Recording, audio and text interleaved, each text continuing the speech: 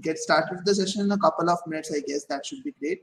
So in the meanwhile, I just want to know if all of you can hear me loud and clear. So it will be great if you can respond to this poll and let me know if you guys can hear me loud and clear. So I would love to see your responses, guys. I'm Piyush, and to those who don't know me, I am co-founder at GRE Viz, and I've helped a lot of people get into top tier schools globally. I have experience of about 10 years in the education field. I've helped people prepare for top competitive exams, and in this session I'm going to help you understand how to create the perfect action plan for GRE. If you're looking at 330 plus, how can you get to that? That is what I'm going to help you with. So I see a few responses, but I still want to know if all of you can hear me loud and clear. So it would be great if you can respond to the poll quickly, guys. That will let me know if my audio is fine, then I can proceed. So I see about, I think one person is not able to hear me correctly. A few of you are not able to hear me correctly. So let me know what is the issue that you're facing in the chat so that I can actually help you with the same. So do let me know what is the issue that you are facing. So in the interest of time, I see since most of you are able to hear me, I'm going to end the poll. All right. So if you are facing any audio issues at your end, please try rejoining the session. That should help. So before we get started with the session, I would just want to know more about your current stage of GRE prep, because that will help me in pacing the session right. So once I know what is the status or stage of the GRE preparation you guys are at present, I can actually help you in pacing through. Like, I can actually change the pace of the session. I can go fast or go slow according to that. So there are 4 options. I've kept all 4 choices. If you are someone who is yet to start or have started for less and have been preparing for less than 30 days, select that option. Just mention option 1. If you're someone who has been preparing for 1 or 2 months now, just select option 2, and so on. So basically, just let me know what is the current stage of GRE preparation.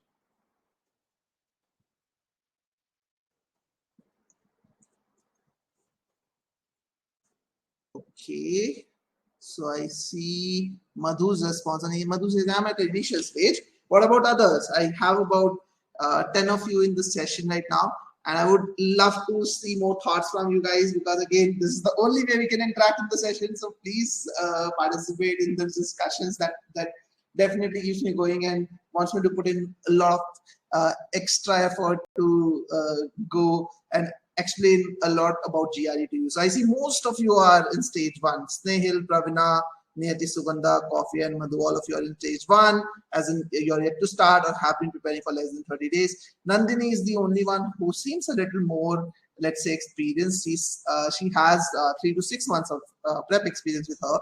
That's good to know, Nandini. You are also going to take a lot of this session for sure. There are going to be a lot of important learnings that you can take out of the session. Now, since most of you are in the initial stages of your prep, I'm going to make this very detailed, as in focus on explaining things and not just telling things, so that you understand the rationale behind them as well. But please make sure that if you have any questions, please feel free to ask me questions. If you think I'm going at a faster pace, do let me know. What do you need me to explain? But I will make sure that I explain the context, help you understand the rationale, and help you, let's say, demystify the GRE and get to that 330 plus score. Okay, so quickly about the organization of the session, the structure of the session. First, we are going to talk about who we are, what is that we do at GRE Viz. I'm going to take a couple of minutes to do that. And then we go to the main part of the session. If we're going to spend about an hour, hour and a half, it depends how interactive the session goes. Last session, people did not interact a lot, so the discussion was over in 50 minutes. So it is more about you guys, how many questions you guys asked me, and how involved you are in the session. So it takes about 80-90 minutes if there's an involved audience. And then we go to the Q&A part. I open it up for open-ended questions. Again, in section 2 also, when we are at section 2, feel free to ask me any questions. I don't mind that. In fact, I love that. Last session is more about open-ended questions, so doesn't have to be related to the topic of discussion today. You can have any other question which you want to ask me, and ask me in the end, which is where we have kept about 10 minutes time. So depending on how interactive the session goes, it's going to wrap up anywhere between 1 to 1.5 hours. So very quickly, starting with who we are, about us. So we at GRE Viz and GMAT Viz, basically Viz Tech Inc. is the mother brand that we have. We actually started with GMAT 3 years back, and what we wanted to create was a very unique learning experience, and not just GMAT in the education field itself. We always planned of doing GMAT, GRE, and SAT. So the idea was that everyone in the market is giving you courses to study, but no one is really using technology to personalize the learning for you. No one is telling you exactly where you are weak, where you are strong, and no one is giving you a personalized experience. No one is giving you a personalized study plan. Everyone gives you a static action plan or study plan, which is same for everyone. But if you don't focus enough on your weaknesses and less on your strengths, you are not going to get to your highest, let's say, potential. So that's what Viz Tech Inc. Or GRE Viz believes in. So when we started GMAT, in a very short span of time, we delivered amazing score improvement, like compared to our competitors who generally are delivering about 60-70 points of improvement. We were delivering 100 plus points improvement in GMAT consistently, and the 100 plus points in GMAT is equivalent to about 10 to 15 points in GRE. That's the kind of improvement that we were delivering consistently, and that was majorly because of the reason I told you, personalization of learning experiences. So everyone provides a good course. How we are different is that you get a personalized study plan, real-time improvement module. So no two students get the same course. Everyone has a different course. And if you have completed something, we don't just assume that you have done well and we take you forward. If you are weak in something, the platform automatically identifies where you are weak, gives you an improvement module to work on it first so that you can master that particular topic, and then only you move forward. And then we provide dedicated mentors to our students as well. And in GRE Viz, right now we have launched Quant entirely, RC entirely, and Vocab, like most of it is there. So right now in Quant itself, we have 100 plus videos, 500 plus course questions, 500 plus questions in Viz Quiz. So 1,000 plus questions of Quant you are getting. Personalized course and analytics, dedicated mentorship, and weekly free sessions are happening there. For GRE Verbal, we are giving it free of charge for now. Like full access to RC is there with Quant. Partial access of GRE Vocab is also live. The rest of Vocab learning module is going to be live this week itself. And by the end of June, you'll have the entire CR and final version of Vocab live on the platform with the questions. And right now, we are running this at a very, very discounted rate, basically over here, where we are giving you the 1 month option for a $35 fee, 3 month plan for a $75 fee, and a 6 months plan for a $95 fee. So basically, we are just charging you for Quant right now. We are not charging you for Verbal, and this prices are gonna stay as is, like till June end. So anyone who subscribes to, let's say, a 4-month plan gets it, a 3-month plan, sorry, gets it for $75, and they get the entire course, like Quant and Verbal, in $75. But starting from July onwards, when we increase the prices of the course, then obviously, like to get Quant and Verbal, people have to pay much more. So in case you're interested, guys, in actually checking out our website, you can actually check out our website over here. I'm just going to give you the link. So in case any of you is interested in checking out our website, I'm just going to give you the link. But it's very easy. It's www.greviz.com. So you can actually check out our website and check out the plans that we offer as well. All right, so that was quickly about GRE Viz, what is that we do. Now let's dive deep into the main part of the session. So now, most of you mentioned that you are just beginners, you have just started your preparation. So I would like to know from you, very quickly from you, how is that you have started your preparation? What is that you have done about your GRE preparation till now? Can you just give me some idea in the chat? Would like to hear from you guys. What is that you guys have done? Like, and this is important. Why is this important? Because see, when we all of us want to know what is the right thing to do when it comes to preparation or taking the test. But it is also important what are the things that you should not be doing when you're starting your prep. Because if you don't know what not to do, you might end up doing that. Okay, so Hamad has asked the question which is not relevant for the discussion right now. Okay, Niyati says I'm actually using Magoosh videos. Okay.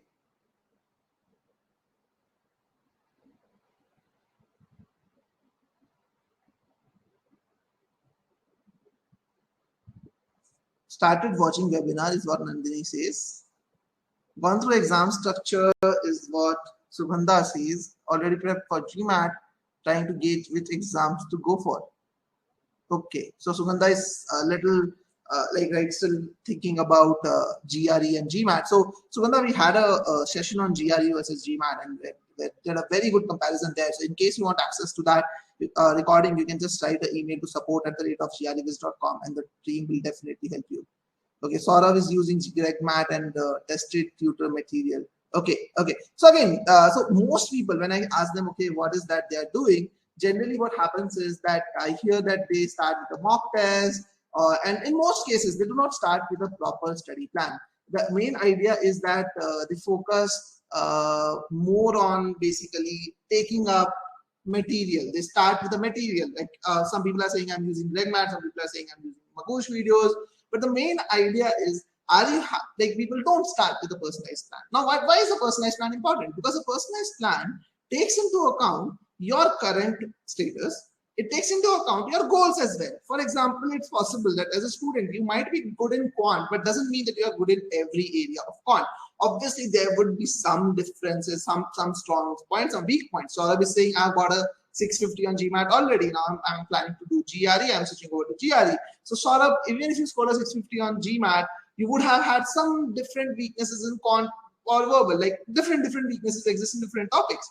So when you actually work with a proper personalized study plan, you are devoting your time in the right direction. You are actually working in the right direction, and you get the results fastest. In fact, we have helped a lot of people improve amazing like this course greatly. Like we have helped people get GRE 330 plus. We have helped people get GMAT 770 up to 770 as well. And a lot of them came to us with 640s and 650s in GMAT.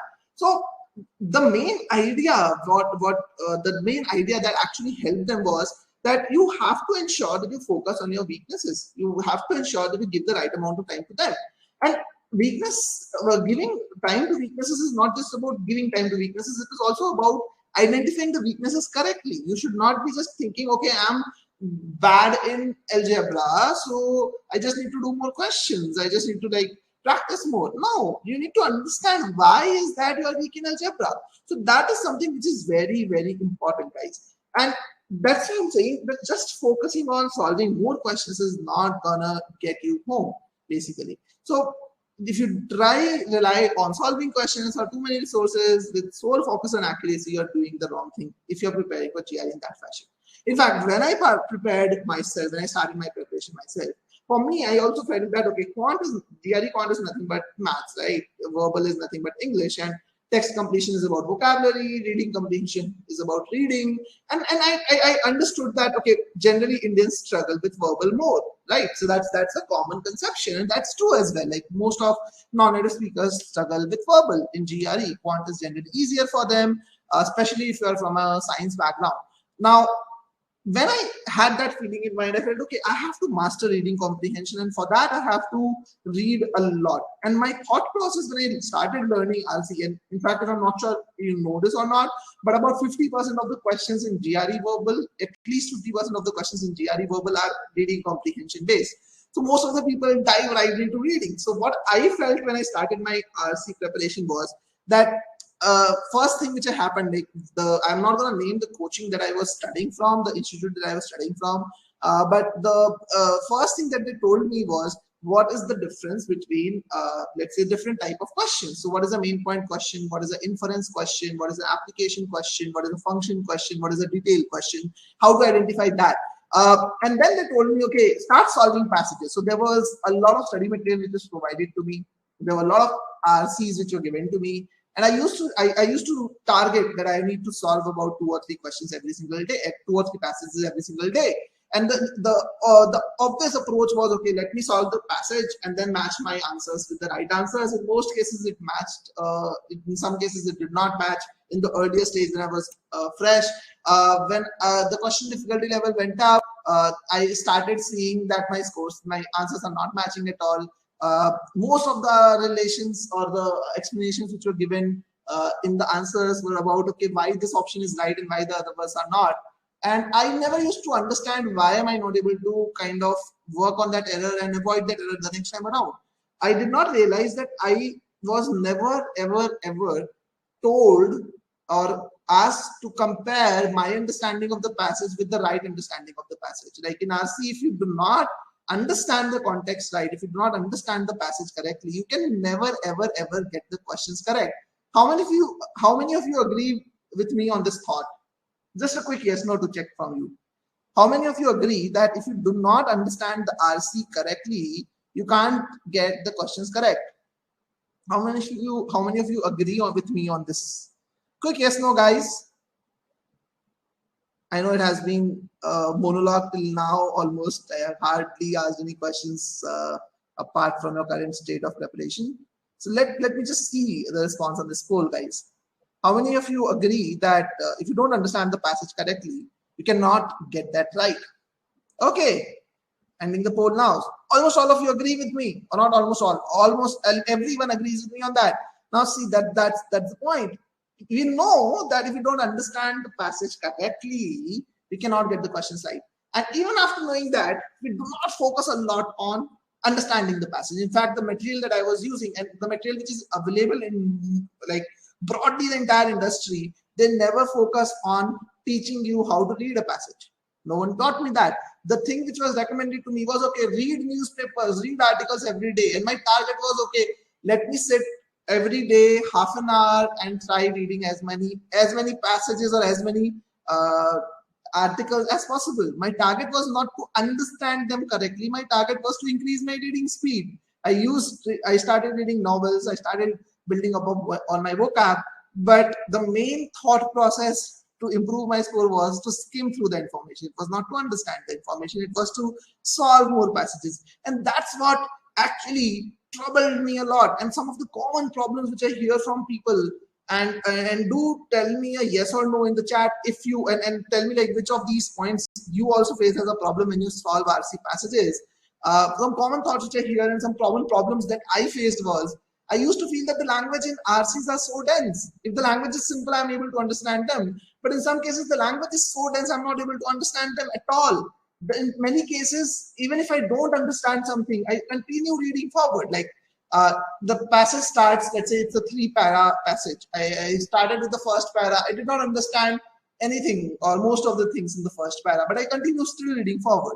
And in the end, I end up having just a rough understanding of the paragraph, that okay, it's about something like this or that. I remember nouns, I remember the major activities, major details, but I don't understand what happened. Like if someone asks me, okay, what is this para about, I will just tell them that okay, it's about this and that.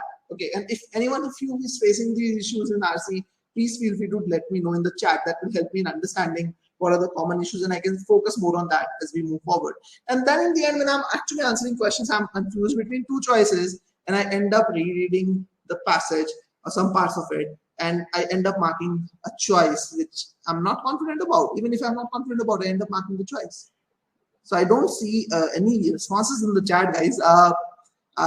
Don't be shy. If you face any of these issues, then let me know. Because if you don't tell me that you're facing any of these issues, I feel that probably you're good at RC and you don't need the session. Okay. So Niyati says, I also feel at RC is terrible. So Niyati, most likely you are facing one of these issues, right? Possible. And what I'm trying to say is that since I did not plan my prep correctly, I also face these issues primarily because I did not plan it right. I did not start in the right direction. I did not think about RC in the right way. I did not focus on understanding the RCs. My main focus was on reading faster. Okay, thank you, Nandini and Neti, for chiming in. Nandini and Neti say both of them are kind of having similar problems. Neti says, I have issues when the past language is tense. Sugandha says, I can understand the para, but the choices are confusing. Fair point, Sugandha. Trust me, if the choices are confusing, you have not understood the complete para. You have understood broadly what is the para about, but you have probably not understood but you have not read between lines. And I'll show you an example today. Don't worry about that. I'll show you an example what I mean by not reading between the lines or reading between the lines. And that's something which is very, very critical. If you always read between the lines, if you read between the lines properly, you will never find the choices confusing. Trust me, you'll have 100% clarity and you'll get the questions correct most of the times. So what I'm trying to tell you over here is that in many cases, if you don't plan our prep correctly, we might end up losing out. So I'm gonna help you understand how to plan the prep, right? So very quickly, I'm gonna give you an overview of how to plan the prep, and then I'm gonna deep dive into each one of these steps, like in details. Okay. So first thing which is important is you have to plan and you have to understand what kind of target score you're looking at in quant and verbal, and what is the right, let's say, sequence of study. Like how should you start? That's the first step. So it's very important. So creating a study plan basically for yourself is the first step. Second step is, once the study plan is ready, now you need to get into it. Like you need to get learning and to start learning. You have to focus on concept building. You have to focus on application building for all the areas that are there. And then comes the next stage, which is fine tuning. Okay, now I've completed the concepts and the application. Now, how do I improve on my gaps? How do I improve on my weaknesses strategically? Tackle them one step at a time and go forward to the next stage. And then comes the mock phase. So now that you have done fine tuning, you have worked on your weaknesses, now you try to actually master the best pacing strategy in GRE. That's the overview. So let's talk about the planning stage first. So first of all, identify your target score. Some of you might have already thought about a target score that you require a 330, 335, 325, whatever.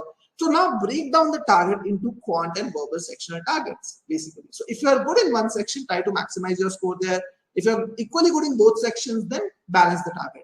So let's take a target score of 330. That's the aim that we are looking at in this session. And in case you're good in quant, then target a breakdown of quant 170 and verbal 160.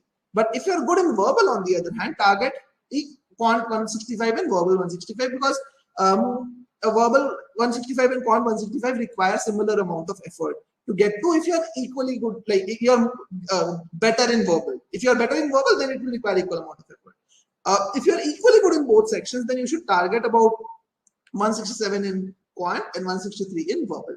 That's my opinion. Now, why is this target breakdown important? Because unless you break down this target, you don't get to know how many questions you need to get correct. You don't get to know what is the accuracy that you're aiming for, and otherwise you'll not be able to get to your target score. So now, what should be your sequence of study? Now you have identified that, okay, this is my quant target, this is my verbal target. Now, if you're a working professional and you're putting about, let's say, 20 hours a week, I recommend working on one area at a time. Like instead of working on both quant and verbal in parallel, you should focus on one area at a time, master that, and then move forward to the next area. And if you're working on quant alone, then you should start at least start working on vocabulary along with it. So you can do RC and other parts of verbal later, but vocab is something which should continue going on, because the more time you spend on vocab, the higher chances of you retaining the words and being able to use it on the test is. So first of all, if you're a working professional, try to work on one section at a time. And if you're someone who finds it difficult to build a new habit, start with your strong area initially, maybe for 1 or 2 weeks, so that you can actually get more comfortable with the test, and then you can work on a weak areas as well. Okay, but if you are, let's say, able to devote more than 20 hours in a week, even if you're a working professional and you're able to devote more than 20 hours in a week, then you can divide your time in quant and verbal and work on both basically. That's okay. Now, what should be a sequence of studying for quant? So in quant, ideally, like many people, what they do is they will just randomly go about all the topics, as in there are different around 33 topics which are tested in GRE quant.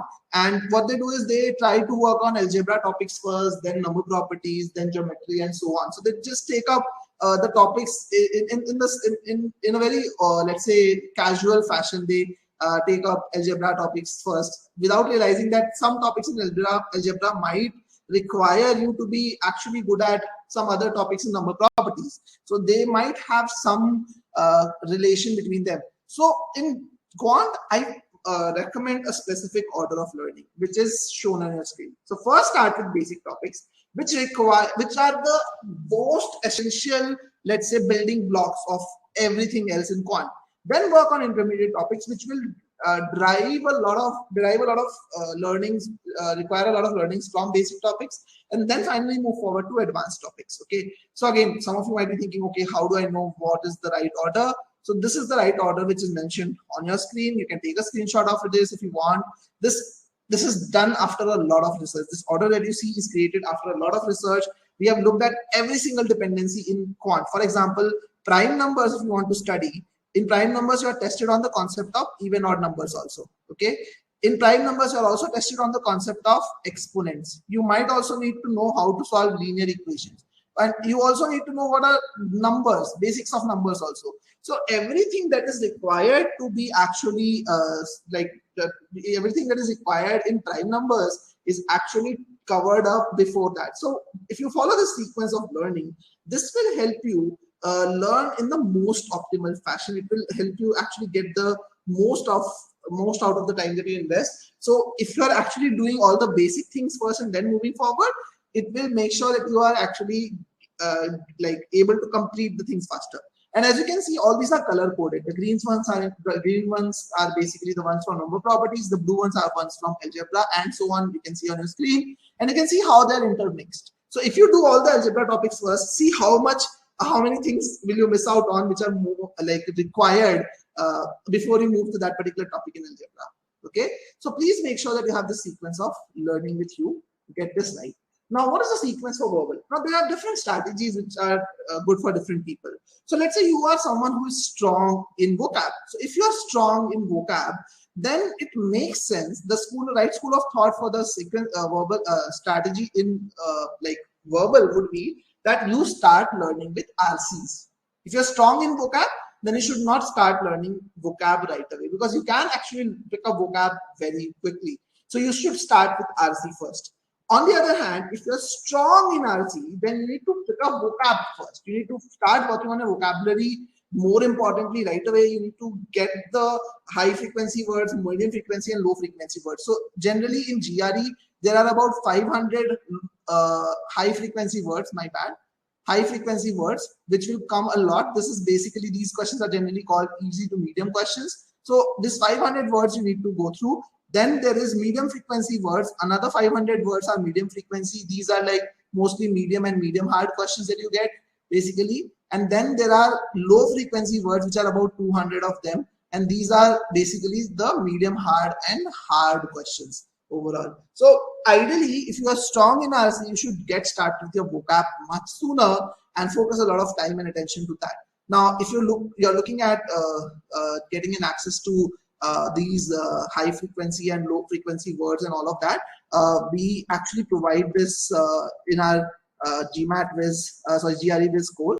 So in case you're interested, you can actually create an account on our website and actually get access to some of these words. And what is important is that if you're strong in RC, you work on vocab first and then work on RC. However, if you don't know in which area you are good, or you're equally good in both, or you don't know which area you are good, then it is important that you start working on both of them in parallel, because you can actually work on them in parallel. These two are the most important, vocab and RC. There is CR also and a little bit of sentence correction also, but they're not as critical. So you should be doing them towards the end. So that's the sequence for verbal. Now, with all these things clear in your head, the prep time required is about 150 to 300 hours. If you want to really ace the GRE in the least possible time, you need to have a proper study plan which has clear targets and deadlines. Because if you don't have clear targets and deadlines, trust me, you'll not be able to stick to those timelines. You'll not be able to get around those timelines and actually score well. So you need to put proper deadlines so that motivates you to study, take out time every single day for study. Now, in order to create that, you need to understand your strong points and weak points. Obviously, you need to give more attention to your weaknesses. You need to also understand how much time is available with you daily to plan, because many people just take a random study plan from the internet, which is like a 1 month study plan or a 2 month study plan, without realizing that to achieve that 1 month study plan, they need to take out 40 hours a week, and they only have 20 hours in a week. So they cannot do that. They cannot achieve that study plan, right? So you have to understand how much time is available with you. And you need to also understand the sequence of learning, which I just talked about. And then you need to also understand how much content do you need to go through, and which content do you need to go through, which concepts to learn, which not to learn, which questions to solve, how many questions to solve, and all of that. Now, some people get confused that, okay, how will I do all of this? I'm sure that some of you might be thinking, okay, Piyush, you're telling us to do all this, but as a student, how do I understand all this at this point of time? So don't worry about that. We have a very unique solution and a free solution for you. So on GRE Viz, even if you create a free trial account, you get a proper study plan free of charge, which tells you very clearly every week what is supposed to be done. So as you can see, in the current week, we are giving you a list of activities that you have to complete. properly. So it is all completely based on your timing which you mentioned. So if you mention that, okay, I'm going to study 8 hours in the current week around approximately, you are given a set of lessons to complete, you are given a set of quizzes to complete. So you have a proper target in front of you, and this entire thing, if you click on calendar view, it is planned for the entire journey. You can see on the right side the milestones, you can see on the left side all the activities defined for every single day of the week. So this study plan is completely free of charge. You can even click on this activities and see exactly what you need to do.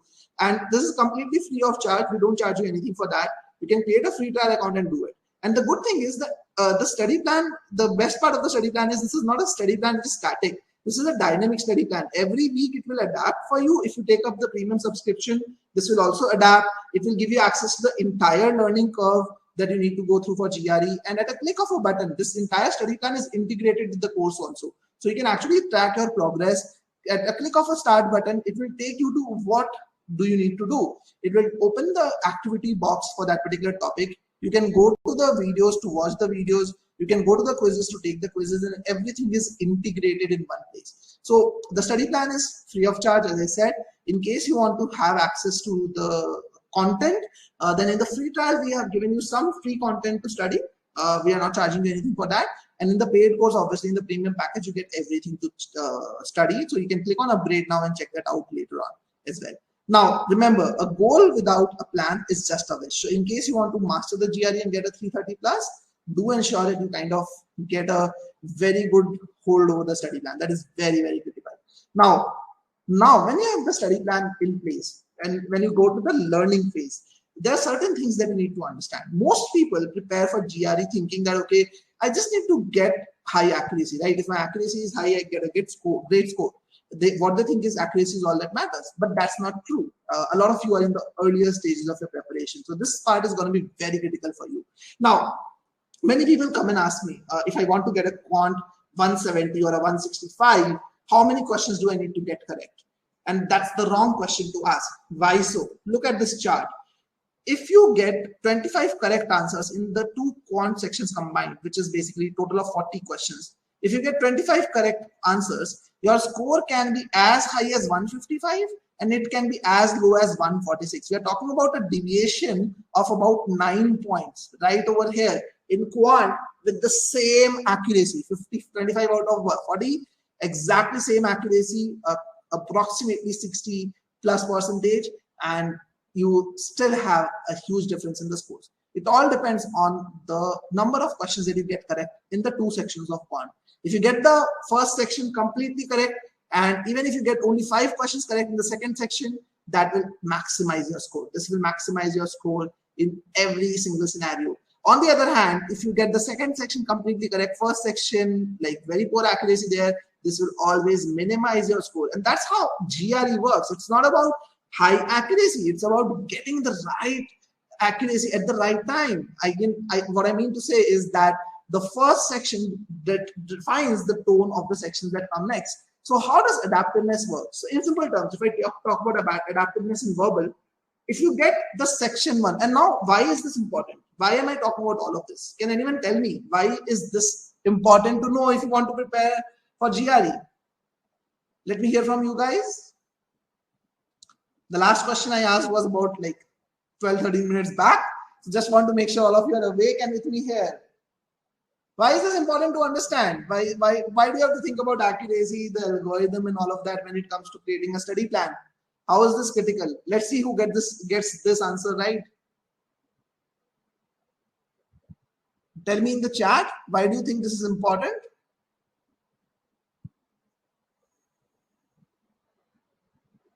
Because unless you understand the importance of this, there's no point discussing it. You will not be able to relate to it.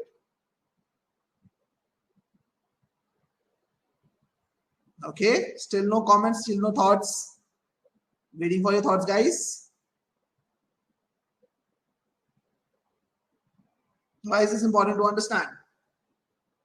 All right, so Niyati is always the first one to answer. It's great, Niyati. I'm so happy. To score better, okay, that's right. But why? To know where and focus accordingly. Where we are and focus accordingly. Very important, Nandini. That's the right thing. See, we have to understand The test. If you don't understand the test, you don't prepare right for it. And trust me, guys, there are some basic things which people get wrong. They don't prepare for it the right way. I've seen a lot of you, and let me ask this in a poll: how many of you are scared of permutation and combination? How many of you are scared of permutation and combination, and maybe coordinate geometry? How many of you are scared of it? I'm using the word scared. I was scared of it, yeah, a lot. PNC used to give me like tremors at one point of time. How many of you are scared of it? Okay. All right. So I see about 2/3 of you saying yes. I'm scared of it. This is yes. I'm scared of it. And a lot of people make this mistake that they don't prepare it at all. They think, okay, PNC, right? I can actually skip one topic. There are so many topics in quant. So how does it matter if I skip one of them? That doesn't really impact a lot. And trust me, I've seen about 40 to 50% students making this mistake, that they don't prepare for advanced topics at all. They sometimes feel that, okay, let me just not put in the effort there. It's not going to give me any return out of it. So let's not do it. And that's a very wrong strategy, especially for a test like GRE. And I'm going to explain you why. Okay, be with me here. Try to understand this. This is going to be a complex slide, but I'm trying my best to make it as simple as possible. So please be with me here and ask me any questions that you get in your mind when you're discussing this. So when you're starting with the section 1 in verbal, depending on how you perform in the first section, the second section's average difficulty is defined by that. So if you get 13 or more questions correct in the first section in verbal, the second section of verbal that you get is a hard section. Okay. Now, if you get the second section as a hard section, your minimum score is going to be verbal 150 and the maximum is 170. So this is the range in which you will score depending on what is your accuracy. So even if you get all the questions wrong over here, 0 correct answers, you can still get a 150 basically on GRE if you are in this bracket. All you have to do is get 13 questions or more correct in the first section. Now, on the other hand, if you get 8 to 12 correct, in section 2, you get medium questions or on an average. So your maximum score is 162 and your score gets anywhere between 140 to 162. So think of a person who gets exactly 12 questions correct. Okay, think of that particular person. If he was able to get just one extra question correct, he would have, and even 0 correct questions in the second quarter, this guy would have scored 10 points higher. You see, 10 points higher on GRE verbal just by getting one extra question correct in the first quarter, first section. Imagine that. And if you get less than 8 correct, second section is easy, which actually takes your score further down. Okay. Now, why is this important? Understand. So we have to get 13 or more questions right. 13 is the magic number. Now, what is the definition of a medium section of verbal? Again, a medium section doesn't mean that every question in that section is of medium difficulty. That's the wrong thought process. Many people think if it's a medium section, everything is at a medium level. No, absolutely no. What it means is if I arrange everything in increasing order of difficulty, where they are color coded. So this is, let's say, very easy. This is, let's say, easy. This is, let's say, medium. This is, let's say, medium hard. And this is, let's say, hard. Okay. So if that is the chart, the difficulty level, then in a medium section in verbal, you will get generally 0 to 1 questions of very easy. Again, these are approximate numbers. 1 or 2 here and there is definitely possible, but broadly it remains like this. So about 5 questions are easy, 5 questions are medium, 6 questions are medium hard, and 4 questions are hard. Now, if you have to get 30 questions right, okay, 13 questions right. Now, you have to understand, in this section, you just have to get 13 or more correct. Again, obviously, if you can get 20 correct, nothing like it. That's a great opportunity to score. But let's say I'm targeting 13 minimum. I can have different combinations of that 13, right? I can get 6 medium hard and 4 hard correct, and only 3 out of the easy and medium correct. But I'll be a fool to do that, right? If you want to get the 13 correct, where should you focus first? Let me ask you this in the chat. Where should you focus first? What should be your first focus? If you want to get these 13 questions correct, what should be your first focus? What should be your first target? Can you tell me that in the chat? Let's see how smartly you can think. It's very easy, but yeah, just want to keep your brain running. I just don't want to serve it write on your table right away. I just want you to think about it first.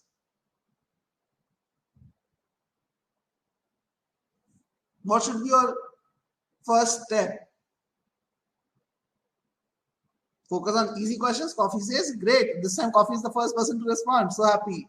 Nandini says, focus on easy to score more. And you have to think about 30. Yes, right. So most of you will think, okay, let me get the easy and medium ones correct, right? There are 10 questions there for me. If you get these 10 correct, you just have to get 3 or more correct from the rest of them. And it's not just true for verbal, it's true for quant also. In fact, it is even more important for quant. In quant, you have to get 15 questions right. 1, 5, 15, right? 1, 5. That's the number that you're aiming for, 15 or more. So again, obviously, if you can get all 20 correct, nothing like it. But 15 is the minimum you need to get correct so that the second section is hard.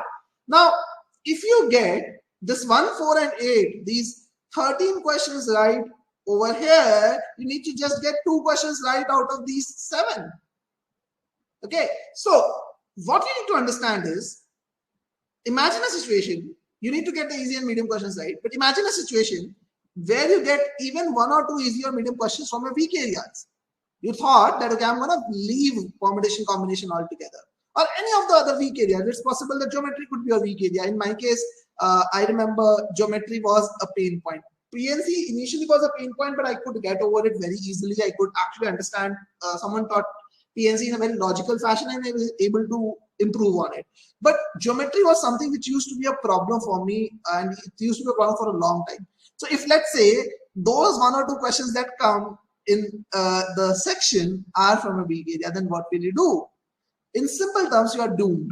You cannot probably get to, and remember that situation I was telling you, like, remember, like that guy who gets 1x, like just 12 questions correct in the first section of verbal will end up losing out on 10 points easily just because of that, just because he was not able to get 1 extra question right. If you end up in that situation, nothing worse can happen to you, trust me.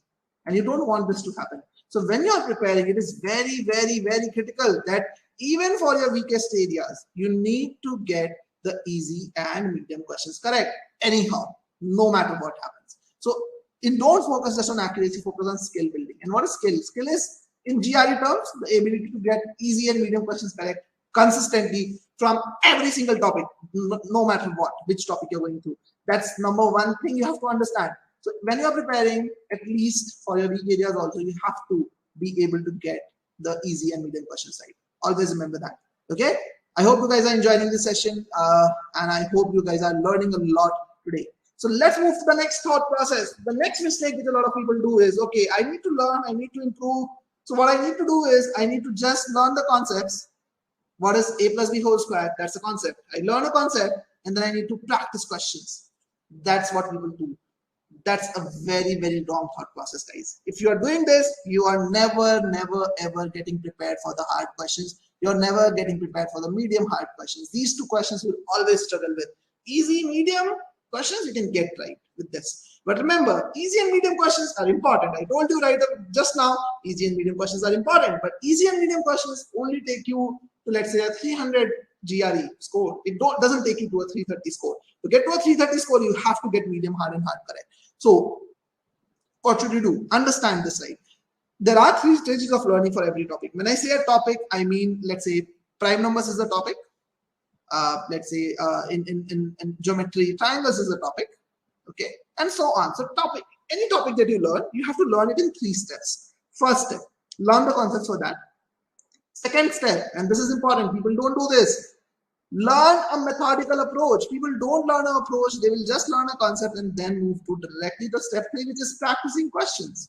But if you don't learn the right approach to solve questions, you will not be able to solve the questions in the right amount of time. You will not be able to get a consistent score in that topic. It's possible that in some cases you get a high accuracy, in some cases you get a low accuracy. That depends on your day, that depends on your luck.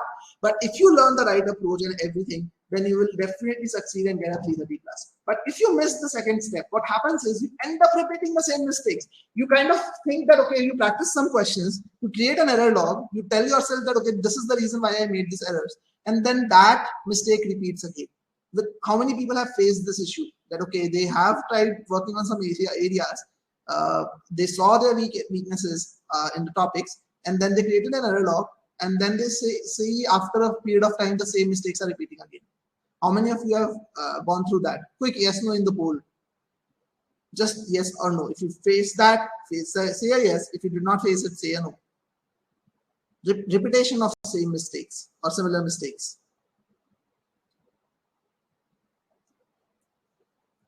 Okay. So that's 100% yes from all of you who are there in the session, right? So that's so common. And this is a common problem indeed. So that happens with many people. So in case it is happening with you, understand that the main reason is because you have skipped stage 2. If you do that, you will get stuck in the range of 300, 310, maximum 320. You'll not be able to get a 330 ever on GRE. Just let's take an example. In RCs, when I talk about RCs, the most common fear factor that I hear from people in RCs is that if I get a topic from an unfamiliar genre, I'm a science student, I get a topic from humanities, I get a topic from economics, I'm not able to do well. I'm able to do well on the topics which are from science. Many people come and tell me that. Many people come and tell me that they have a poor recall of what they read. They are worried about close answer choices. They feel that solving an RC is too time consuming. They would rather want to spend their time on text completion and other things. What they don't understand is that these four are not different problems. They are actually one common problem which is occurring because of one basic reason. That reason is the mental block of the mental block of or the mental fear of not doing well in RCs. You have a mental block that you're not good in verbal or you're not good in RCs. You have to get rid of this mental block. You have to get rid of this. You don't have to think of these as problems. You have to think of these as outcomes, basically. And these are outcomes that are actually happening because of some mistakes that you're doing in the way you are solving questions. Try and understand this. If you just scan the passage and skim through the passage. Many people, when they do RCs, they will just skim through the passage, scan the passage, and then come back to the passage for every question. This will basically have a long-term impact on your performance. This will actually lead you to one of these issues which I talked about. If you read the first and the last line only of a para and you skim through the rest of the para, then you're concentrating just on the first and the last line. Then what happens is you are reading the questions and searching for answers. All of these are incorrect things. This cost you valuable time and accuracy is often compromised. So the entire problem that you see over here is basically with your reading style. And why am I saying so? Because this is exactly what I used to do when I was a student. I remember when I prepared RCE, no one ever told me how to read. How should you go about reading things? I was just trying to read things fast. I was looking for shortcuts. I was looking for techniques. I used to feel that if I just have some additional time to solve questions in RCs, I could probably get them right. And in order to get that additional time, I used to squeeze out the time taken to read the passage. I tried to do that, and it actually became counterproductive. My score was ever stuck in that particular range. Like I was never able to get a high score on RCs. So if you lack precise understanding of the passage, nothing can save you. So the best way to improve your RCs, and again, I'm just taking an example of RC. Understand this, guys. This is not an RC session. I'm just taking an example of RC to help you understand the importance of learning a structured thought process or a method. So don't just learn a concept and solve questions. First, learn how to solve questions. So in RC, we advocate, GRE advocates the thought process of involved and evolved reading. So you should think like the author. You should basically understand the author's point of view. That is very, very critical in GRE. You have to understand the main point of the author. Try to break sentences into small chunks. Understand the meaning of each sentence. And for subsequent sentences, try to relate back to the previous sentence. I'll give you an example of this. Because when you relate back to the previous sentences, it helps you in understanding what is the author trying to tell you. And then use transition words and conjunctions to relate back the meaning and create summaries of each para. Let me help you understand this. So I'm giving you these 2 lines. Just spend 1 minute on reading these 2 lines, okay? And then I'm gonna help you understand this part, okay? I'm gonna mute myself for a minute. Just read these 2 lines, and then we are gonna start the discussion.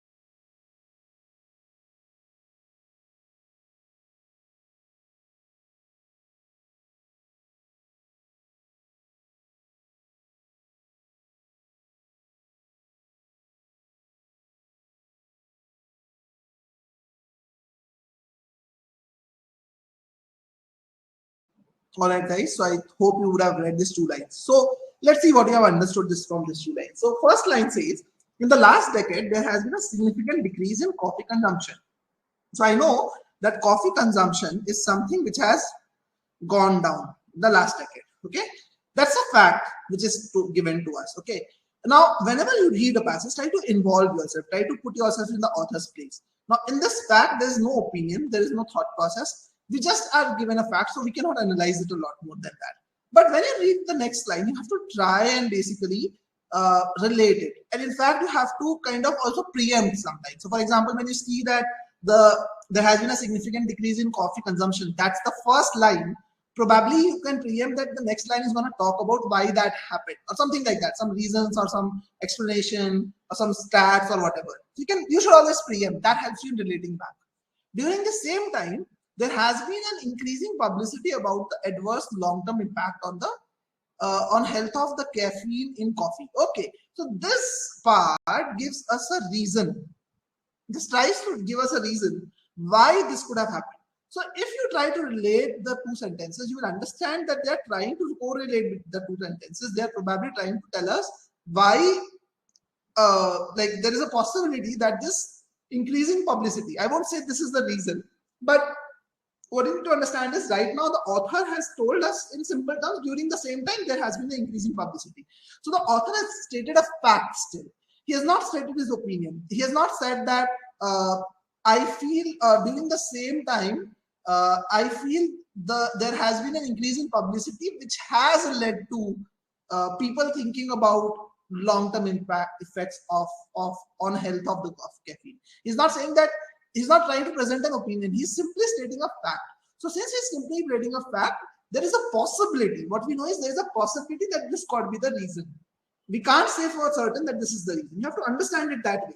Now, probably when you read these two lines, you still need to correlate, you need to understand, you need to preempt also. You should understand that probably the author will now tell that this could be the biggest reason. He might be presenting his opinion now. Let's read further. However, now the moment you see the word however, you need to understand two things. First thing is this is contradictory, and second thing that you need to understand is this is the author's opinion.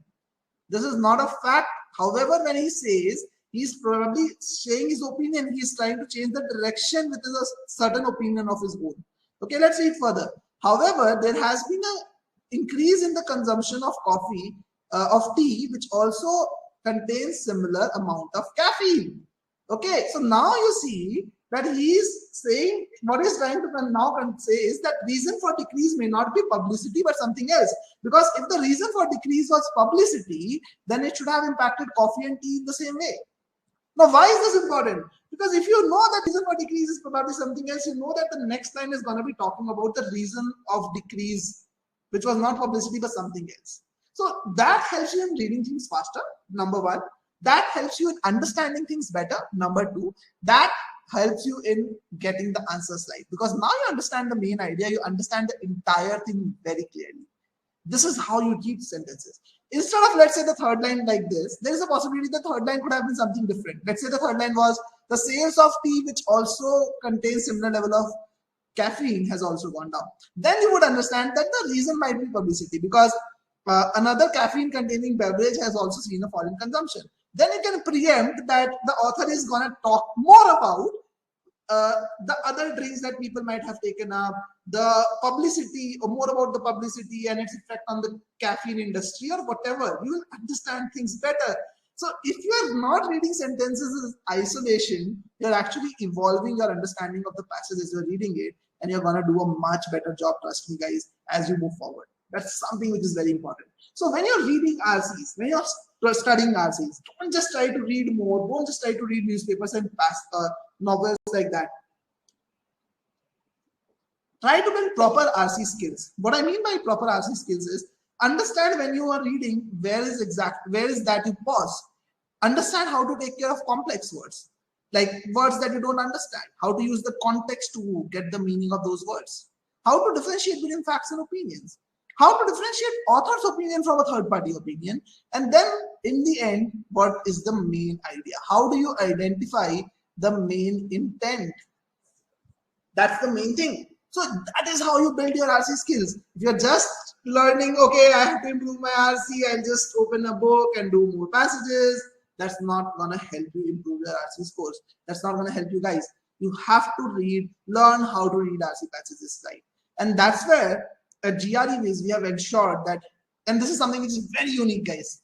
None of our competitors do this. Even when I was studying myself, no one taught me how to read RCs. We have, as you can see, about 2 hours 12 minutes, 1 hour 24 minutes, about 1 hour 15 minutes, approximately 5 hours of content just to teach you how to read. And this is content which contains video lessons. This content contains practice exercises on those videos to kind of help you build that skill. And only after you build the skill of how to read, then we go to the question types like main idea questions, advanced RC questions, and all of that. There are multiple files within this. There are like more files over here as well. But the main thing which I want you to understand is first you need to learn how to read the passages right. And that's the main thing when you're actually in your learning phase. Similarly, in quant also, there are 3 stages of learning. The 3 stages of learning that I was talking about. First, you learn all the concepts. For example, if you're learning prime numbers, you need to learn all the concepts on prime numbers. If you're learning divisibility, you need to learn the rule of 2, divisibility of 3, 4, and so on. But that is just the one part of it. Most people do this right. What most people don't do is they don't learn all variations that can be tested on GRE. So in GRE, there are certain ways in which a question can be tested. And they don't learn a method also. So for example, in divisibility, generally the type of questions like are focused on this formula, that a number is basically represented as quotient into divisor plus remainder. Now, there are questions which can test you in different ways on this formula. So instead of telling you, okay, so there could be a scenario that they give you a question that a number is divided by 12 and it leaves a remainder of 3. What is the remainder when the number is divided by 6? So that is a question in which they're not telling you the quotient, they're not telling you the number, they're telling you the remainder and 2 divisors and asking you the remainder for another situation. So that is what the question is testing you. Now, this question can have various variations. One variation could be that D2 is a factor of D1. So the scenario which I talked about, that a number is divided by 12, leaves a remainder of 5 or 3, whatever. What is the remainder when it is divided by 6? There could be another scenario in which D2 is a factor of D1, but the remainder is bigger than D2, basically. So in similar scenario, like 12 is divided, when number is divided by 12, it leaves a remainder of 7. What is the remainder when it is divided by 6? Another scenario could be that D2 is a multiple of D1. So instead of number, like I can just flip the numbers. Another scenario is that D2 and D1 have nothing in common. And there could be more scenarios which are possible. What I'm trying to tell you is that when you are preparing, you should not just learn the concept, you should try to learn in how many different ways can GRE test you on that, how many different variations, and learn the method to solve all these variations. And I'm not saying that learn shortcuts. Learn methods which will work on all these variations in the same way. So you don't have to learn 5 different methods for all 5 different variations. Try to learn one method that can work on all 5 variations. And then you can, as you move forward, you can yourself come up with better strategies and shortcuts, basically. And then after that, you should work on practicing questions. So after completing this, you should take a topic-wise test for divisibility, taking all variations into account, and identify your strengths. If you're strong in that area, move forward. But if you're weak in that area, then focus on the weak parts right away. Don't keep that lingering on for longer. At least work on the weak areas right away. And in many cases, if you identify the conceptual gaps, you are able to work on that very fast and improve that. But if you don't have the right means or the tools to do it, your issues will pile up and you will actually face issues with anything that depends on divisibility. For example, it's possible that another topic in quant, which requires you to know the concept of divisibility well, you're going to that without working on your weaknesses in divisibility, then you will not do a very good job in that. So in GRE Wiz, we have this platform where we have proper tools which are there. So we have an AI-driven tool, AI-driven mechanism, which automatically after completing a quiz identifies your weak areas. So if you're, let's say, weak in divisibility, in let's say out of 5 variations, you're weak in variation 1, 3, and 4, it will serve you short videos for this. It will create short videos pull out short videos from the database on this, add it to your course right away, and then it will supplement it with additional questions also. Additional questions only on those variations. So this way you are able to improve on it right away, and then you are able to move moving forward. Now, the next thing you need to understand is that when people are in their learning phase, they focus a lot on practice. They think, okay, practice makes a man perfect. I'm not saying that it's not important, but just plain practicing questions and taking mocks is not going to help you improve. Now, when you are solving questions, you need to understand that you learn more from the solutions. You don't learn from questions. Try to look at the methods. Again, I'm still focusing on the idea of methods. It is not enough to learn the right method. You have to make sure that you put it into practice. So in order to do that, in case, even if you get the question wrong or right, you should always review the solutions. People generally review the solution only when they get the question wrong. And if you just spend time on option analysis, you're not going to see a huge improvement in your score. So how should you analyze solutions? Number one, you should have solutions which are consistent and methodical, for sure. If they're not consistent, if they're using different methods, you'll not be able to learn. If they're not logical, then you'll not be able to learn. Then verify each question irrespective of whether you get it right or wrong. Even if you get it right, you verify the solution anyway, and spend 80% of your time on question analysis, not the option analysis. Try to note down the variances in your approach. This is very critical, guys. Very, very important. And to help you with this, at GMAT Wiz, we have helped you with we have created a concept booster file which is there in every single topic. So what happens in the concept booster is you get to solve one question at a time, which is followed by a detailed solution. In that, you are able to see the gaps in your application. And every single question in the concept booster is handpicked, and it covers a different variation. The same variations that I was talking about, it covers a different variation and covers a different aspect. So every topic has concept booster. This is a screenshot from our course. You can see this prime number basics. This is the concept booster which is there, which helps you in understanding the basics of like how to apply the basics of prime numbers. Every topic will have a concept booster. Okay. Now, when should you time yourself? Many people tell me that, okay, I should time myself. I'm not able to get the questions right in the right amount of time. So when should you time yourself? When you're in learning phase, you should not focus on timing. You should focus on learning the right method. Why? Because if you learn the right method, timing is going to be natural. When you are in the fine-tuning phase, then you should focus on timing. So let's focus on that. Let's understand why this is important. So if you actually start thinking about timing too soon, your focus will shift away from learning and your score will stagnate. So make sure that you're mastering each topic before moving on, as I said, by identifying your weaknesses. But in the fine-tuning stage, you can start devoting more time on your weak areas. So this is where you start focusing on your time. So in your fine-tuning stage, when you have completed all the topics for GRE, quant and verbal, then you identify which are your weak areas. Spend about 60 to 70% of your time on your weak areas. And then divide the rest of the time for general practice and revision, basically. Okay.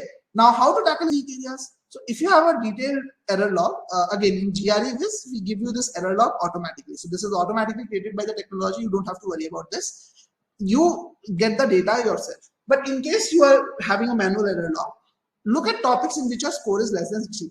These are topics in which you have conceptual gaps. For these topics, you need to revise the concepts and formulas, then learn how to solve questions and practice 15 to 20 questions to consolidate that learning.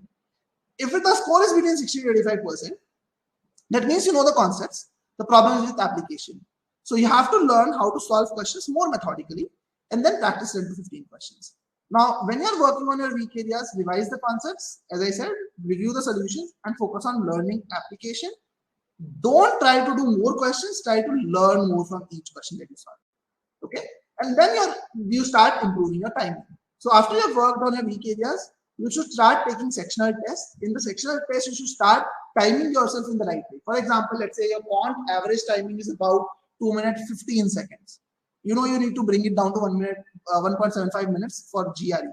So from 2 minutes 15 seconds, you first bring it down to 2 minutes in a sectional test, then bring it down to 1.75, depending on how you perform, obviously. So that's how you improve your timing.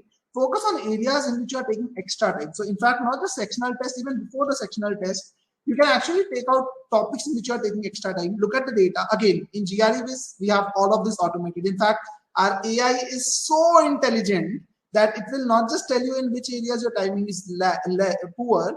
At a click of a button, it will even create a timing quiz for you, in which it will take out questions only from those areas. It will even give you the suggested right amount of time that you should target. So if you're taking 3 minutes per question right now in your weak areas in timing, you cannot expect it to drop to 1.5 minutes right away. So it will ask you to, okay, let's first target 2.5 minutes or whatever it feels is right. So it will give you a targeted time. It will create a time quiz for you all at a click of a button. So if you want to analyze that, use GRE. You have the option. I've given you the link already. But you have to make sure that you kind of focus on your weak areas alone. Then how should be your mock strategy? Learn about the testing strategies. Again, I have covered a session on testing strategies last week. So if you want to get access to that, you can send us an email on support@greviz.com and our team will share it with you. Then take one mock every 3 to 4 days and focus on analyzing the mocks. And what is important for you to understand is if your score is far away from your target score. So let's say your mock score is 320 and your target score is 330.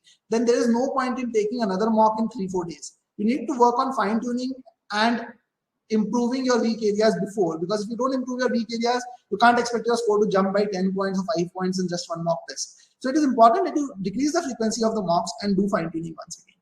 Okay, so that's about how should you create a study plan for GRE, how should you go about a GRE preparation. Bringing this session to an end. This is the official Q&A session. I have not seen a lot of questions from your side, guys. So in case you have any questions, I'm going to be here for the next 5 to 10 minutes. If you keep asking me questions, I'll definitely love to answer those for you. So please feel free to ask me any questions that you have. In case you want to reach out to us later on, you have my WhatsApp number on your screen. You have our email ID on your screen. So you can reach out to us using these details as well. So please feel free to let me know if you have any questions now.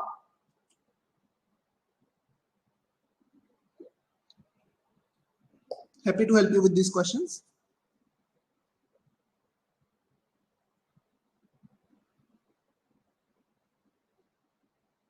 So happy to hear, Sugandha, that you found the session informative. I've tried my best to kind of bring in a lot of important lessons from my experience of helping students with their tests.